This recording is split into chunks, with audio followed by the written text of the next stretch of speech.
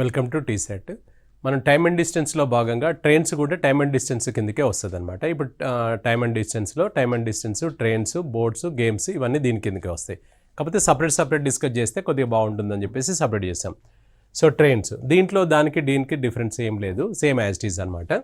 ఇక్కడ మనకు distance equal to speed into time దాంట్లో వేసాం, దీంట్లో కూడా వస్తాయి. Speed equal to distance by time, so time equal to distance by speed అనమాట. ఇవి మనకి ఇక్కడ ప్రతిదీ కూడా సూత్ర ప్రకారం వస్తుంది. టైమ్ అండ్ డిస్టెన్స్లో ఎక్కువ సూత్రాలు వాడలేదు, కానీ ఇందులో కంపల్సరీ వాడాల్సి వస్తుంది. ఎక్కువ ట్రెండ్స్లలో ఎక్కువ వస్తుంది మనకు.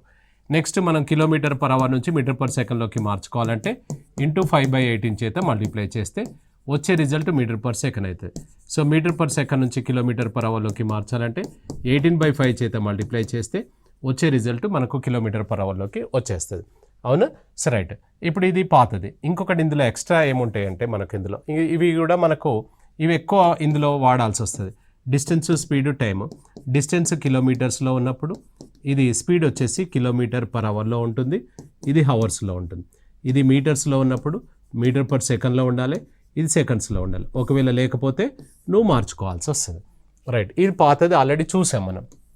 ఇందులో కొత్త ఏంటంటే మనకి ఇందులో ట్రైన్ ఒక పోల్ను కానీ, ఒక ట్రీని కానీ, ఒక వ్యక్తిని కానీ, ఒక కిలోమీటర్ రాయిని కానీ క్రాస్ చేస్తున్న సందర్భాలలో దీని పేరు ఒకటి 1 అని పెట్టుకుందాం. ట్రైన్ క్రాసెస్ ఏ పోల్ అనుకుందాం సార్, ఒక ట్రీ అనుకుందాం. ఇది క్రాస్ చేసింది అని అంటే ట్రైన్ కంప్లీట్ ఇలా క్రాస్ చేసి వెళ్ళిపోతే ట్రైన్ క్రాస్ చేసింది ట్రీని అని అంటాం.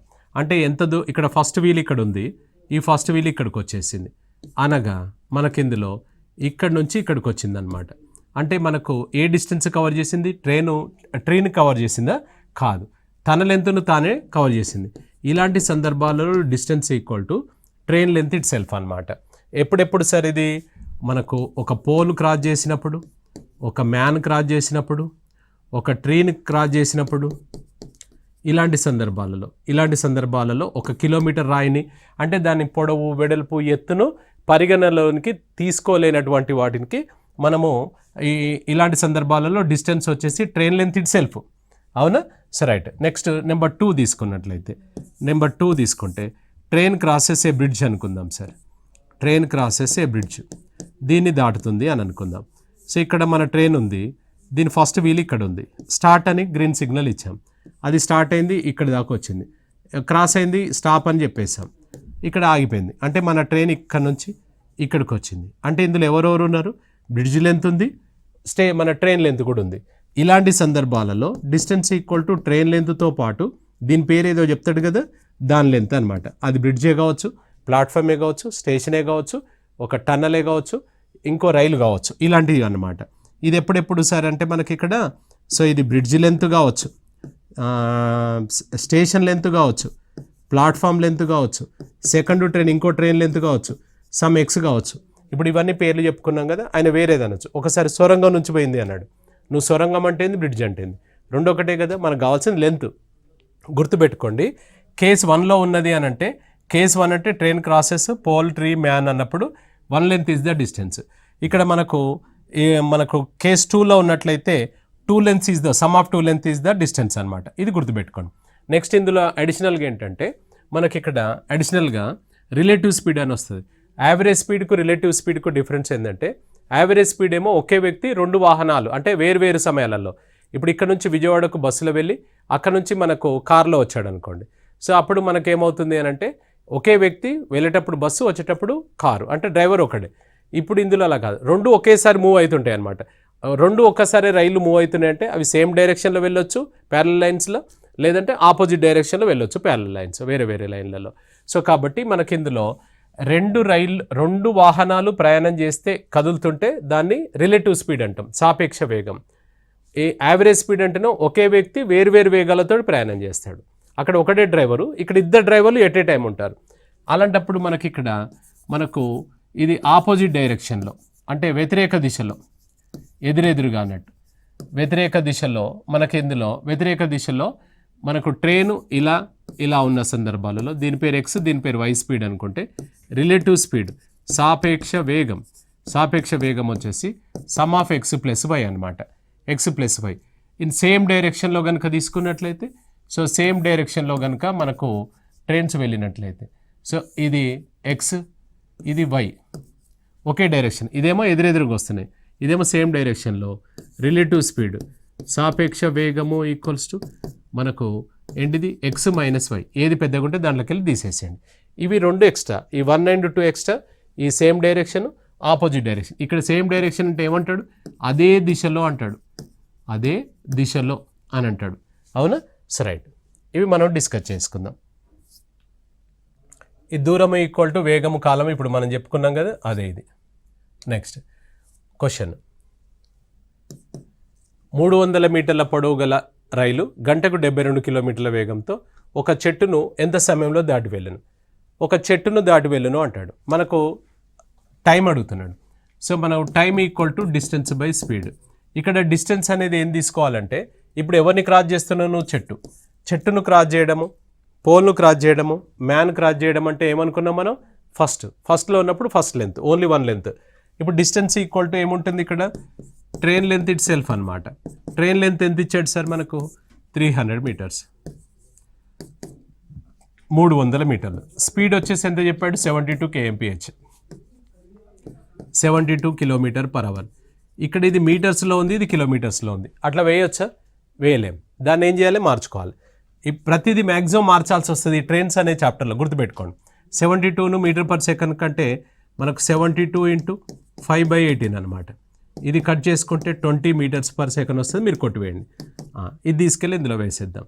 ఎంత సార్? ఇక్కడ 300 మీటర్స్ ఏమో డిస్టెన్స్, ట్రైన్ లెంత్, స్పీడ్ వచ్చేసి 20. ఇది కట్ చేస్తే ఎంత అవుతుంది? 20 ఇక్కడ మనకు 15 సెకండ్స్, 15 సెకండ్లు మన ఆన్సర్ అవుతుంది. So 15 seconds is the answer అనమాట. అవునా? So right. ఒక 1/2 కిలోమీటర్ పొడవు గల రైలు ఒక స్తంభాన్ని 5/12 నిమిషాలలో దాటి వెళ్ళాను. అయినా దాని వేగము గంటకు కిలోమీటర్లలో. 1/2 కిలోమీటర్ పొడవు గల ఒక రైలు అన్నాడు, ఒక స్తంభాన్ని అట 5/12 నిమిషాలలో అన్నాడు. ఇప్పుడు డిస్టెన్స్ ఈక్వల్ టు, ఇప్పుడు కనుక్కోవాల్సింది ఏంటిది? వేగం గంటకు కిలోమీటర్లలో. అంటే స్పీడ్ కనుక్కోండి సార్ అన్నాడు. Speed equal to distance by time అనమాట. ఇక్కడ డిస్టెన్స్ అనేది train length, that is 1/2 km, 1/2 kilometres అనగా 500 మీటర్లు, 500 మీటర్లు. నెక్స్ట్ మనకి ఇందులో టైం వచ్చేసి ఎంత సార్? ఇది 5/12 మినిట్స్. 5/12 మినిట్స్ అంటే 5/12 × 60. ఇది కట్ చేస్తే 12 5లు అంటే ఎన్ని సెకండ్లలో? 25 సెకండ్లలో అన్నట్టు. 5/12 మినిట్స్ అన్నాడు అంటే 25 సెకండ్స్ అనమాట. ఇప్పుడు డిస్టెన్స్ వచ్చేసి ట్రైన్ లెంత్ అవుతుంది. ఎందుకు ట్రైన్ లెంత్ అవుతుందంటే, ఇప్పుడు దాటేది ఎవరిని? ఇక్కడ నువ్వు ఒక స్తంభాన్ని దాటుతున్నావు. స్తంభాన్ని దాటడం అన్నా, ఒక చెట్టును దాటడం అన్నా, ఒక కిలోమీటర్ రాయిని దాటడం అన్నా, ఒక వ్యక్తిని దాటడం అన్నా, మనకు ఇవన్నీ కేస్ 1 అని అనుకున్నాగా ట్రైన్ లెంతే వస్తుంది. సో ఇప్పుడు స్పీడ్ ఈక్వల్స్ టు డిస్టెన్స్ వచ్చేసి 500 మీటర్స్ బై టైం వచ్చేసి ఎంత సార్? ఇది 25 సెకండ్స్, 25 సెకండ్స్. ఇది కట్ చేస్తే 20 వస్తుంది. 20 ఏంటిది? పైన మీటర్, కింద సెకండ్. 20 మీటర్స్/సెకండ్ వస్తుంది. నేను అడుగుతున్నది ఏంటిది? గంటకు కిలోమీటర్లలో అన్నాడు. దాన్ని kmph మార్చేసుకోండి. 20 మీకు గుర్తుంటే 5 నాళ్ళలో 20 కదా, 18 నాళ్ళు 72 అని వేయగలిగితే పర్వాలేదు. లేదంటే దీన్ని ఇంటూ 18/5 చేత మల్టిప్లై చేయండి. 72 kmph, 72 kmph is the answer. ఒక రైలు గంటకు 72 కిలోమీటర్ల వేగంతో ఒక వ్యక్తిని అర నిమిషంలో దాటి వెళ్ళును. అయినా రైలు పొడవు ఎంత? అసలు ఏం కనుక్కోవాలి అనేది మనకు తెలియాలి. ప్రశ్నలు మనకు ఇప్పుడు ఎలా వస్తున్నాయి అనంటే, సో మనకు క్వశ్చన్ ఇచ్చి ఆన్సర్ అడుగుతాడు, ఆన్సర్ ఇచ్చి క్వశ్చన్ అడుగుతాడు. సో మనకు ఇందులో ఇప్పుడు లేటెస్ట్ ఏంటిదంటే, ఒక ప్రశ్న వస్తలేదు, 2 ప్రశ్నలు 3 ప్రశ్నలు కలిపి ఒక ప్రశ్నలాగా మనకు సెట్ చేస్తాడు. ఇంకా ట్విస్ట్ ఏంటంటే, మనకి ఇక్కడ 2వ చాప్టర్ 3వ చాప్టర్ కనెక్షన్ లేని చాప్టర్ను కూడా 3 చాప్టర్ల నుంచి కొంచెం మ్యాటర్ తీసుకొని ఒక ప్రశ్నలాగా తయారు చేస్తున్నాడు. అంటే ఒక ప్రశ్నలో 3 చాప్టర్లు 3 ప్రశ్నలు వస్తున్నాయి. అంటే 3 క్వశ్చన్స్ చేస్తే మనకు 1 మార్క్ వస్తుంది. అవునా? సో అలా మనకు క్వశ్చన్ సెట్ చేస్తున్నాడు అనమాట. అంటే క్వశ్చన్ ఇచ్చింది 1 మార్కుకే, కానీ ప్రతి ప్రశ్న మ్యాక్సిమం 5 మార్క్స్ క్వశ్చన్ లాగా, 10 మార్క్స్ క్వశ్చన్ లాగా, అలా మనకు వ్యాసరూప ప్రశ్నలాగా వస్తున్నాయి అన్నమాట. అంతేగాని ఏదో పైపైన చేసుకుంటూ వెళ్దామంటే ఆ రోజులు లేవు. ఇప్పుడంతా సెంట్రల్ సిలబస్ లాగా మన క్వశ్చన్స్ వస్తున్నాయి కాబట్టి పూర్తిగా క్వశ్చన్ అర్థం చేసుకొని చేస్తేనే మనం సక్సెస్ అవుతాం. ఏదో పైపైన అట్లా చూసుకొని వెళ్తే రాదు. Same as it is bit వస్తుందని నేను చెప్పట్లేదు. ఏ బిట్ వచ్చినా కూడా మనం చేయగలిగేటట్టు ఉండాలి. అప్పుడు నువ్వు పూర్తి మెకానిజం తెలిస్తేనే మనం చేయగలుగుతాం. అంతేగాని మనకేదో ఇప్పుడు డైరెక్ట్ ఈ షార్ట్ కట్ అని గుర్తుపెట్టుకుంటే ఇదే నెంబర్ వస్తే ఈ షార్ట్ కట్ పనిచేస్తుంది. మనకు నెంబర్ రాకపోతే వేరే నెంబర్ మార్చిచ్చి వేరే స్టోరీ మార్చితే నువ్వు కన్ఫ్యూజన్ వస్తుంది. కాబట్టి అట్లా వద్దు. మనం పూర్తి క్వశ్చన్ అర్థం చేసుకొని చేయడం అలవాటు చేసుకోండి. కొంచెం స్లో అయినా పర్వాలేదు కానీ పర్ఫెక్ట్గా వెళ్తారనమాట. అసలు ఏమి ఇచ్చాడు, ఏం అడుగుతున్నాడు మన నుంచి. మీరు ఏ ఎగ్జామ్ అయితే రాస్తున్నారో సీరియస్గా దాన్ని ప్రీవియస్ పేపర్లో ఒకసారి చూసుకుంటుండండి. ప్రీవియస్ పేపర్స్ కంపల్సరీ చూడాలి. మనకు మార్గదర్శకాలు ఏంటంటే మన ప్రీవియస్ పేపర్స్. ఎప్పుడైనా కూడా గమనించండి, మనకు పేపర్ ఎప్పుడు కూడా టఫే వస్తుంది. ఇప్పుడు మీరు ఈ మధ్యలో ఏదైనా నోటిఫికేషన్ రాశారనుకోండి, ఎగ్జామ్ రాశారనుకోండి, బాగా టైట్ వచ్చింది అని అనిపిస్తుంది. మీరు మళ్ళీ ఇంకో నోటిఫికేషన్కి ఇంకో ఎగ్జామ్ రాస్తారు కదా, పోయినసారిదే ఈజీగా ఉండే అని అనిపిస్తుంది. కాబట్టి ఎప్పుడైనా కూడా మనం రాయబోయేది టఫ్గానే ఉంటుంది. మీరు గమనించండి ఒకసారి, పేపరు ప్రతిసారి ఎవ్రీ నోటిఫికేషన్కు వస్తుంటే లేటెస్ట్గా వచ్చే క్వశ్చన్స్ అన్నీ కూడా చాలా టైట్గా వస్తున్నాయి. పేపర్ చాలా టఫ్గా ఇస్తున్నాడు. అయినా మీరు గమనించండి, ఎక్కడైనా కట్ ఆఫ్ తగ్గుతుందా చెప్పండి? ఎక్కడ కట్ ఆఫ్ తగ్గట్లేదు. కట్ ఆఫ్ తగ్గింది ఎక్కడైనా? కట్ ఆఫ్ మనకు పెరుగుతుంది, అంతే ఉంటుంది. కానీ అంటే మార్క్స్ తగ్గట్లేదు. అంటే విద్యార్థులు అలా చదువుతున్నారు, పోటీలు పడుతున్నారు. కాబట్టి అలా చదివితేనే వస్తుంది. మరి ఒకటి క్వశ్చన్ వేసుకోండి, 2 లక్షల మంది అప్లై చేశారనుకోండి, నీకెందుకు ఇవ్వాలి జాబ్ ఆయనే చెప్పండి? నీ దగ్గర ఉండాలి కదా వర్త్. నీకెందుకు ఇవ్వాలంటే నీ దగ్గర ఆన్సర్స్ ఉండాలి కదా. సో కాబట్టి మీరు ఎంత ఎఫర్ట్ అంటే గ్రౌండ్ వర్క్ ఎంత చేస్తే ఎగ్జామ్ హాల్లో అంత బాగా చేయగలుగుతారు. కాంపిటేటివ్ ఎగ్జామ్స్లో ఎప్పుడైనా కూడా 3 ప్రిన్సిపల్స్ ఉంటాయి సెలెక్ట్ కావాలంటే. 1 ప్రాక్టీస్, 2 ప్రాక్టీస్, 3 ప్రాక్టీస్. ఎంత ప్రాక్టీస్ చేస్తే అంత పర్ఫెక్షన్ వస్తుంది. అంతేగాని డైరెక్ట్గా మనకు దీనికి ఆల్టర్నేట్ ఉండదు, సబ్స్టిట్యూషన్ ఉండదు. షార్ట్ కట్లు వెతుక్కోకూడదు మనం. అవునా? ఎంత మనం లాంగ్ టర్మ్లో ప్లాన్ చేసుకుంటేనే సక్సెస్ అవుతాం. ఏదో పైపైన చదువుకొని షార్ట్ కట్లలో వెళ్ళేస్తారంటే అది కరెక్ట్ కాదు. ఇప్పుడు ఆ రోజులు లేవు అనమాట. ఏ బుక్ల నుంచి వస్తలేవు, ఏ నోట్స్ల నుంచి వస్తలేవు. మీరు ఒక 50 మాక్ టెస్టులు రాయండి, గ్రాండ్ టెస్టులు రాయండి, అందులోకి ఒక్క ప్రశ్న కూడా వస్తలేదు. ఇప్పుడు డైరెక్ట్ బిట్టు వచ్చే రోజులు లేవు. కాబట్టి ఏ ప్రశ్న వచ్చినా కూడా మనం చేయడానికి సిద్ధంగా ఉండాలి. కాబట్టి మీకు గ్రౌండ్ వర్క్ బాగుండాలి, మెకానిజం తెలియాలి, క్వశ్చన్స్. అవునా? So right. ఇప్పుడు ఇక్కడ రైలు గంటకు 72 కిలోమీటర్ల వేగంతో ఒక వ్యక్తిని 1/2 నిమిషంలో దాటి వెళ్ళాను. అయినా రైలు పొడవు ఎంత అన్నాడు. అంటే డిస్టెన్స్ అనమాట. రైలు పొడవు అంటే ఏంటిది? డిస్టెన్సే కదా. సో డిస్టెన్స్ కనుక్కోండి అని అన్నాడు. Distance equal to speed into time. నీకు డిస్టెన్స్ కనుక్కోమంటున్నాడు అనేది తెలియాలి, దానికి సూత్రం స్పీడ్ ఇంటూ టైం అనేది కూడా నీకు తెలియాలి. ఇప్పుడు స్పీడ్ చూసుకున్నట్లయితే 72 kmph, 72 kmph. సో 72 kmpHను మనకు అక్కడ ఎంత ఇచ్చాడు, టైం ఎంత ఇచ్చాడు సార్? ½ మినిట్ ఇచ్చాడు. ఇదేమో కిలోమీటర్ పర్ అవర్లో ఉంది, ఇది మినిట్స్లో ఉంది. దాన్ని మార్చుకుందాం, దీన్ని మార్చుకుందాం, నీ ఇష్టం. 72ని మార్స్తే డైరెక్ట్గా మీకు 20 మీటర్ పర్ సెకండ్ అనేది స్ట్రైక్ అవ్వాలని చెప్పాం. 18 నాళ్ళు 5 నాళ్ళు 72 × 5/18 చేసుకుంటే ఎంత వచ్చింది? 20 మీటర్స్ పర్ సెకండ్. ఇది ఎంత వస్తుంది sir? ½ × 60 equal to 30 seconds. 30 seconds అన్న. ఇది తీసుకెళ్ళి ఇందులో వేసుకుందాం. ఇది 20 మీటర్స్ పర్ సెకండ్, ఇది 30 సెకండ్స్. అంటే ఎంత అవుతుంది sir? 600 meters is the answer. 600 మీటర్లు మన ఆన్సర్ అవుతుంది. రైలు పొడవు 600 మీటర్ల పొడవు గల రైలు గంటకు 90 కిలోమీటర్ల వేగంతో 150 మీటర్ల పొడవు గల ఒక ప్లాట్ఫామ్ను ఎంత సమయంలో దాటి వెళ్ళను అన్నాడు. ఇది కేస్ 1 కేస్ 2? కేస్ 1 అంటే పోల్ కానీ, ట్రీ కానీ, మ్యాన్ కానీ, కిలోమీటర్ రాయి కానీ ఇలాంటివి. కేస్ 2 ఏమన్నాం? ప్లాట్ఫామ్ కానీ, స్టేషన్ కానీ, ఇంకో రైలు కానివ్వండి, ఒక బ్రిడ్జ్ కానివ్వండి, ఇలాంటివి. అంటే లెంత్ ఇంకో లెంత్ను క్రాస్ చేస్తున్న సందర్భాలలో. సో ఇంకో ట్రైన్ లెంత్ను కావచ్చు. అంటే ఇక్కడ మనకు కేస్ 2. కేస్ 2లో మనము డిస్టెన్స్ ఈక్వల్ టు ఏంటిది? సమ్ ఆఫ్ 2 లెంత్స్ అనమాట. ఇందులో ఏం కనుక్కోమన్నాడు సార్? ఎంత సమయంలో అన్నాడు. టైం అడుగుతున్నాడు. So time equal to distance by speed అనమాట. ఇక్కడ డిస్టెన్స్ మీకు ఐడియా కోసం నేను ఇక్కడ వేసి మీకు చూపించాల్సి వస్తుంది. మీరు ఆయనకేం చూపించాల్సిన అవసరం లేదు. మీరు డైరెక్ట్ డిస్టెన్స్ వేయచ్చు. అక్కడ నేను వేయాలి, కానీ మీకు అర్థం కావడానికి నేను వేస్తాను, కానీ మీరు ఆయనకేం ఎక్స్ప్లెనేషన్ ఇవ్వాల్సిన అవసరం లేదు. మీరు డైరెక్ట్గా చేసుకోండి. సో డిస్టెన్స్ ఈక్వల్ టు ఎంత సమయం? ఇక్కడ 600 మీటర్స్ ట్రైన్ లెంత్. అంటే ఇక్కడ చూడండి, ట్రైన్ లెంత్ వస్తుంది ప్లస్ ఏది దాడుతున్నాం మనం? పొడవుగల ప్లాట్ఫామ్ లెంత్ను కూడా తీసుకోవాలి. అన్నప్పుడు ఏమవుతుంది సార్? ఇక్కడ ఇది 600 ప్లస్ ఎంత? 150. అంటే ఎంత అవుతుంది? 750 మీటర్స్ అనమాట. 750 మీటర్స్. నెక్స్ట్ మనకి ఇందులో స్పీడ్ ఎంత చెప్పాడు? 90 kmph. స్పీడ్ వచ్చేసి 90 kmph. 90 అనగానే మీకు డైరెక్ట్గా 25 మీటర్ పర్ సెకండ్ ఐడియా వస్తే పర్వాలేదు, లేదంటే కన్వర్ట్ చేసుకోవాలి. 90 × 5/18 చేసుకుంటే 25 వస్తుంది. అవునా? రైట్, ఇది తీసుకెళ్ళి ఇందులో వేసేద్దాం. డిస్టెన్స్ వచ్చేసి 750 బై టైం వచ్చేసి 25 సెకండ్స్. ఇది కట్ చేస్తే 30 వచ్చింది, 30 మీటర్స్ పర్ సెకండ్. సార్ ఏంటిది అడుగుతున్నాడు మనకు, ఎంత సమయంలో, 30 సెకండ్స్ ఎంత సమయంలో అని అన్నాడు. సో 30 సెకండ్స్ అన్నాడు. ఇప్పుడు మనకి ఇందులో 30 సెకండ్స్ అంటే మనకి ఇందులో వచ్చింది ఏంటిది, 30 మినిట్స్ ఇచ్చాడు, 25 మినిట్స్ ఇచ్చాడు, హాఫ్ మినిట్ ఇచ్చాడు, 3/5 అన్నాడు. 30 సెకండ్స్ అంటే బై 60 అంటే ఏమొస్తుంది, హాఫ్ మినిట్ వస్తలేదు, హాఫ్ మినిట్. ఇది ఆన్సర్. నువ్వు 30 చూసి టెంప్ట్ అయ్యి ఆప్షన్ ఏ పెట్టినావు అనుకోండి, పోతాం మరి. సో కాబట్టి half minute is the answer అనమాట. అవునా?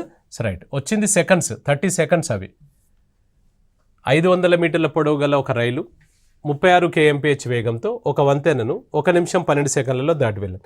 అయినా వంతెన పొడవు అంటే ఏంటి సామి మనకు, distance equal to speed into time. Speed ఎంత చెప్పాడు, 36. మీరు ఇక్కడ ప్రత్యేకంగా పక్కకు వేసుకొని చేయాల్సిన అవసరం లేదు. సో మనం డైరెక్ట్గా చేసుకోవచ్చు మనం. సో స్పీడ్ వచ్చేసి నేను వేస్తాను, మీరు అక్కడ ఆయనకి ఏం చూపించొద్దు.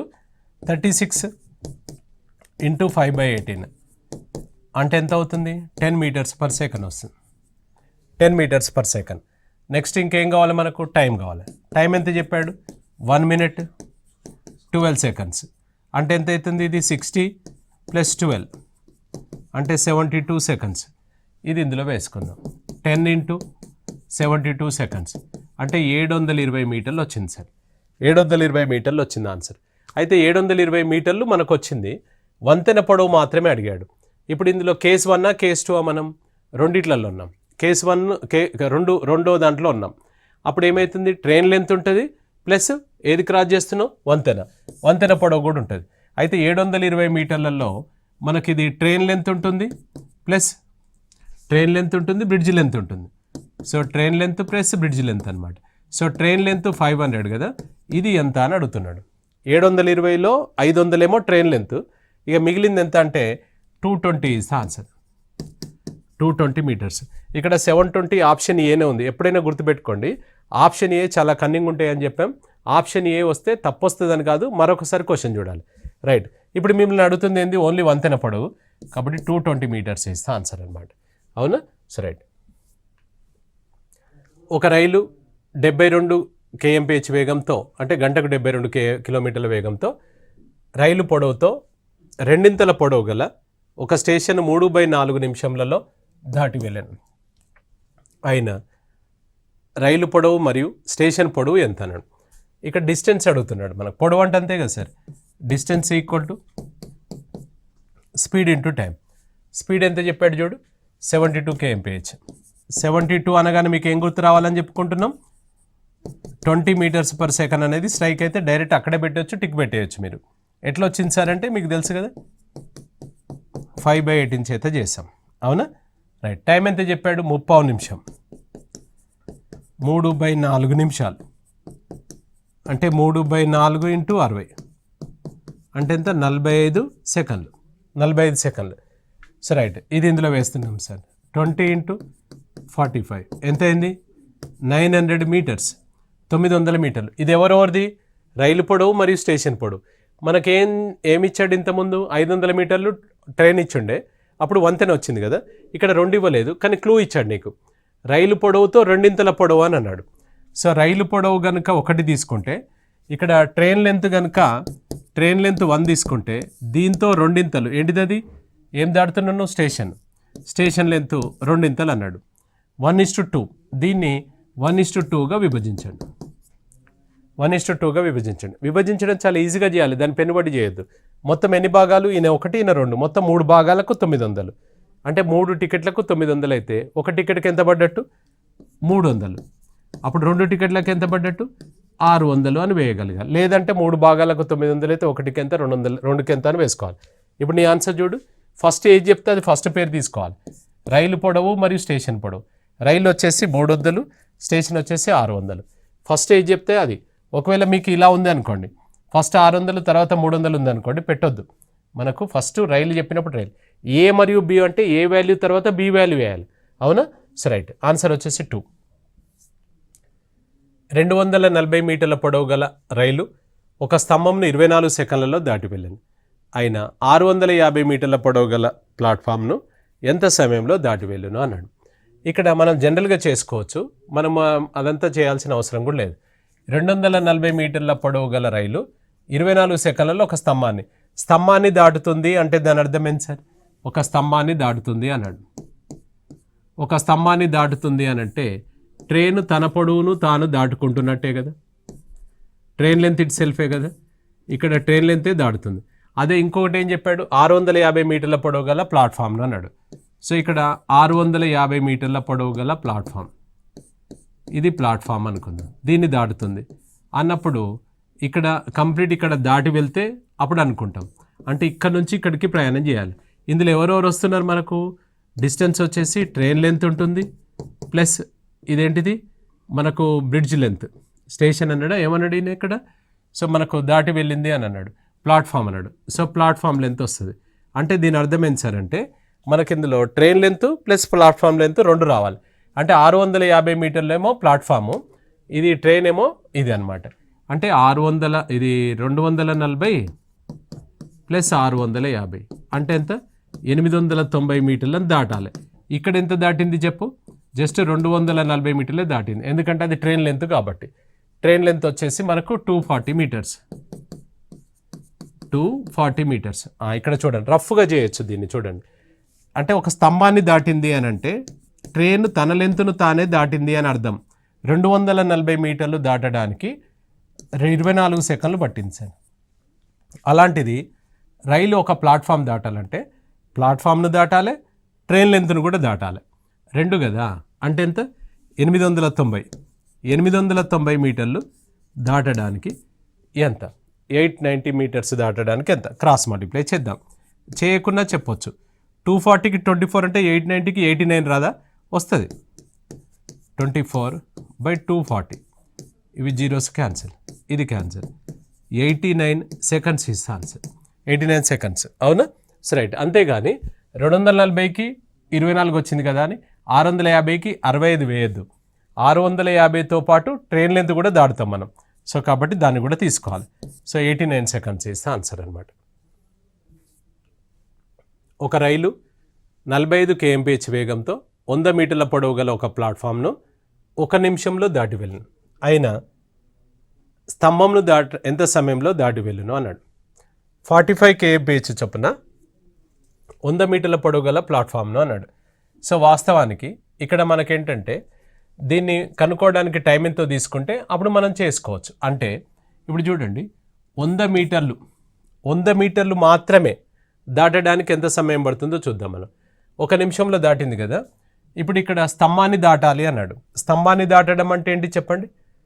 స్తంభాన్ని దాటడం అంటే ట్రైన్ లెంత్ దాటడం కదా. ఇప్పుడు ఇక్కడ మనకి ఇందులో 100 మీటర్ల పొడవు గల ప్లాట్ఫామ్ను దాటింది అని అంటే ఇందులో డిస్టెన్స్ వచ్చేసి ట్రైన్ లెంత్తో పాటు ప్లాట్ఫామ్ లెంత్ కూడా ఉంటుంది. సో ట్రైన్ లెంత్ ఎంత ఉందో మనకు తెలియదు. ఇప్పుడు ఇక్కడ ప్లాట్ఫామ్ లెంత్ వచ్చేసి 100. ఇప్పుడు చూడండి, మనకి ఇందులో 45 kmph వేగంతో 1 నిమిషంలో దాటింది అన్నాడు. సో టైం వచ్చేసి ఒకసారి చూద్దాం. సో టైం వచ్చేసి మనకి ఇందులో ఎంత చెప్పాడు? 1 నిమిషం అన్నాడు కదా. సో మనకు ఆ డిస్టెన్స్ ఒకసారి కనుక తీసుకున్నట్లయితే ఇప్పుడు ఇక్కడ distance equal to speed into time. Distance equal to speed into time. Speed వచ్చేసి 45 kmph. సో మనకి ఇందులో 100 మీటర్స్ వచ్చేసి ఓన్లీ ప్లాట్ఫామ్ అన్నాడు. 1 నిమిషంలో దాటింది అన్నాడు కదా. ఓన్లీ 100 మీటర్లు దాటడానికి ఎంత టైం పడుతుందో ఒకసారి చెక్ చేసుకుందాం మనం. 100 మీటర్లు మాత్రమే డిస్టెన్స్ బై స్పీడ్ అనగా 100 మీటర్లను స్పీడ్ ఎంత ఇచ్చాడు? 45. ఇది 45ని మార్చాలి వాస్తవానికి. ఇందులో ఇలా డైరెక్ట్ వేయచ్చు, 5/18 అని ఇక్కడే వేసుకోవచ్చు, లేదా దీన్ని మార్చి వేసుకోవచ్చు. డైరెక్ట్గా మీరు వేయగలిగితే 100/45 × 5 ఆ /18 పైకి వచ్చేసింది సార్. ఇప్పుడు ఇది కొట్టి వేస్తే 9 2 సార్లు, 5 సార్లు, 25 4 సార్లు అంటే ఎంత వచ్చింది చూడండి? 8 సెకండ్లు. 8 సెకండ్లు ఎవరిని దాటడానికి?